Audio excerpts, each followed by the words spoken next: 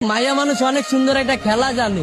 ছোটবেলায় পুতুলরে মানুষ বানায় খেলে, আর বড় বেলায় মানুষকে পুতুল বানায় খেলে। বিয়া করছিলাম 5 বছরের প্রেম আর 1.5 বছরের সম্পর্ক। বিয়া 10 দিন আগে আমার ডিভোর্স হয়ে গেছে, সে আরেকটা বিয়া করে ফেলাইছে। কেন ছেড়ে গেছে এটা তো আমি কইতে পারবো না, তার ব্যক্তিগত ব্যাপার, কি জন্য ছেড়ে গেছে। কিন্তু আমি আমার সাইড থেকে ওরে কোনো কমতি রাখি নাই দেওয়া। একটা মেয়েকে যতটুকু ভালোবাসার প্রয়োজন আমি ততটুকুই ভালোবাসছিলাম। মেয়েরা টাকার পাবে, তার জন্য আমার ফ্যামিলি ছাড়ছি, সে আমারে ছেড়ে চলে গেছে।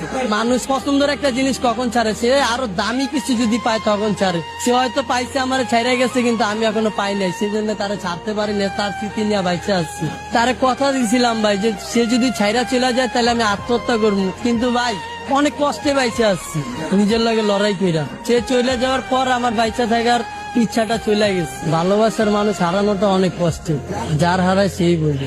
আজকে ওই মেয়ের কারণে আমি রাস্তায় ঠিক মতো খাইতে পারি না, না খেয়ে রাস্তায় রাস্তায় গেছি। আমি আমার ফ্যামিলির কাছে চাইলেও যাইতে পারি না, কারণ তার জন্য আমার ফ্যামিলি ছেড়ে আসছে, আর সেই মানুষটা আমারে ছেড়ে গেছে। নারী তুমি ধন্য, পুরুষ মানুষের মন ভাঙার জন্য।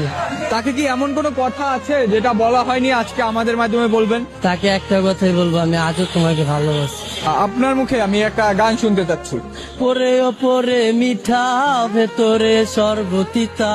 ওপরে ওপরে মিঠা, ভেতরে সর্বতিতা। ক্ষণে ক্ষণে